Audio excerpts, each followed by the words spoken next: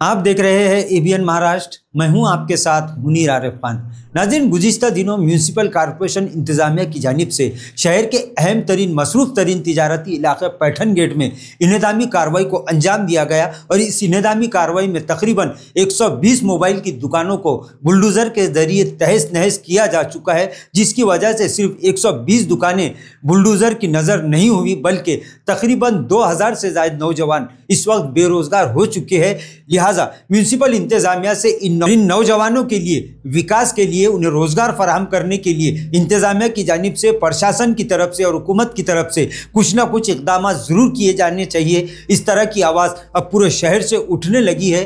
कई बड़े सियासी पार्टियों के बड़े नेताओं ने अब इस मामले को लेकर बोलना शुरू कर दिया है। औरंगाबाद के साबिक रुकन पार्लियामेंट और उद्धव ठाकरे शिवसेना के एक बड़े नेता चंद्रकांत खैरे ने इस मामले को लेकर नाजरीन एक बड़ा बयान दिया है। चंद्रकांत खैरे ने कहा कि जिस तरह से म्यूनसिपल इंतजामिया ने पैठन गेट इलाके में मोबाइल की दुकानों पर, इसी तरह कई मकानात पर इन्हदामी कार्रवाई अंजाम दी है, उसकी वजह से करोड़ों रुपयों का नुकसान हुआ है। कई लोग यानी सैकड़ों हजारों लोग इस कार्रवाई से मुतासिर हुए हैं। चंद्रकांत खैरे ने कहा कि जिस तरह से इस इलाके में गैर कानूनी तामीरात के नाम पर इंतजामिया ने कार्रवाई की, ठीक है, लेकिन इस अतिक्रमण के लिए सिर्फ मुतासिरीन, दुकान मालिकान और यहाँ पर काम करने वाले लोग नहीं, बल्कि उन्होंने सीधे सीधे इस मामले को लेकर अब प्रशासन और कई बिल्डिंग इंस्पेक्टर्स जो साबिका में म्यूनसिपल कॉरपोरेशन में अपनी खिदमत अंजाम दे चुके हैं, उन पर भी एक बड़ा इल्ज़ाम लगा दिया है। इन पर सवालिया निशान लगाते हुए अब इन तमामी को चंद्रकांत खैरे ने कटहरे में खड़ा कर दिया है।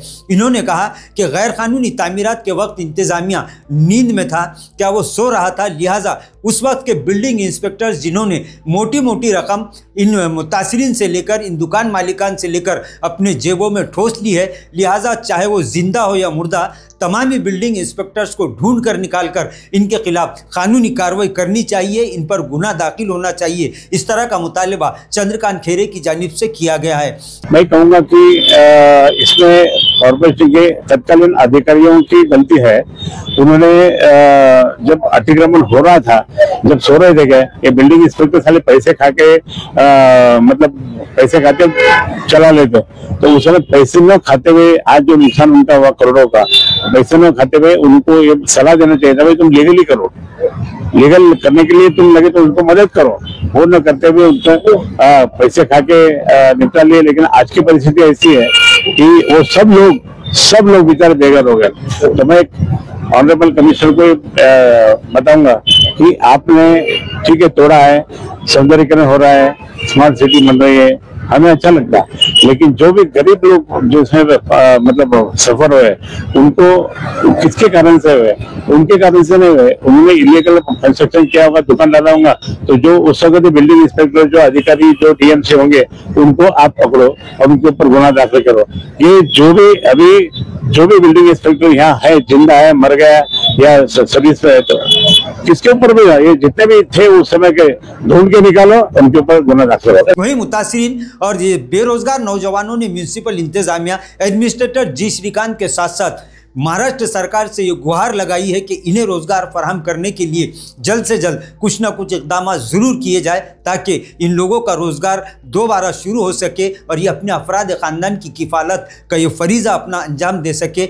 इसी तरह अवामी नुमाइंदों को लेकर जिस तरह से यहाँ के साकिनान के साथ साथ पूरे शहर की आवाम में एक नाराज़गी है, वो भी दिन ब दिन बढ़ती जा रही है। शहरियान का ये कहना है कि अवामी नुमाइंदों की ये जिम्मेदारी थी कि वो यहाँ पर मुतासिरीन को दिलासा देते, मुतासिरीन की बात को सुनते और इंतज़ामिया से इनके लिए मौसर नुमाइंदगी करते। लेकिन ख़ास बात यह है, सोचने वाली बात यह है और अफसोस की बात यह है कि यहाँ एक भी नुमाइंदा यानी अवामी नुमाइंदा जो मुसलमानों की नुमाइंदगी की, नौजवानों को रोज़गार फराहम करने के वादे गुज़िश्ता कई दहाइयों से करते आ रहे हैं। ऐसी कई सियासी पार्टियां हैं जो अभी अभी इस शहर में 5 से 10 साल पहले कदम रखी थी। उस वक्त नौजवानों की वजह से ही इस पार्टी को ज़मीन से लेकर आसमान तक तरक्की मिलती दिखाई दे रही थी, लेकिन इन्हीं नौजवानों को आज उस पार्टी ने, उस पार्टी के अवामी नुमाइंदों ने, उस पार्टी के आला कायदीन ने, जिम्मेदारान ने और बड़े बड़े सफ़ेद पोश नेताओं ने पूरी तरह से नज़रअंदाज कर दिया, जिसकी वजह से मुतासिरीन और नौजवानों में काफ़ी बेचैनी है। इन लोगों ने फिर एक मर्तबा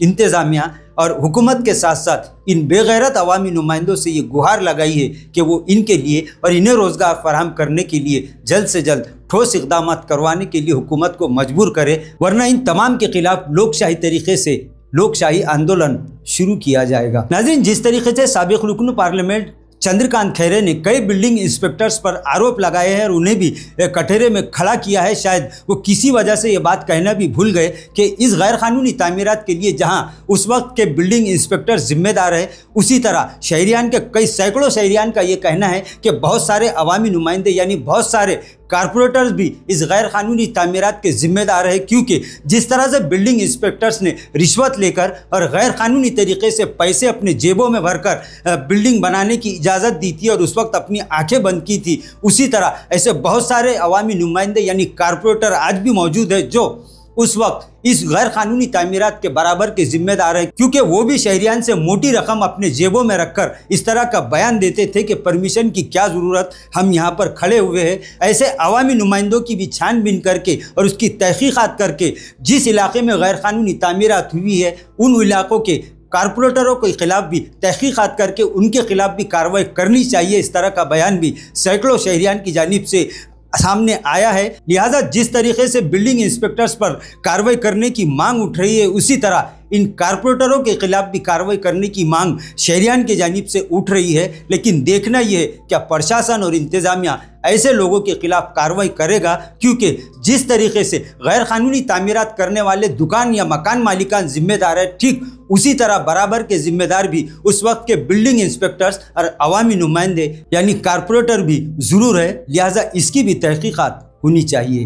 नाजरीन, आज के लिए बस इतना ही, फिर मुलाकात होगी कुछ नई वीडियो के साथ। तब तक के लिए हमें इजाज़त दीजिए। अल्लाह हाफिज़।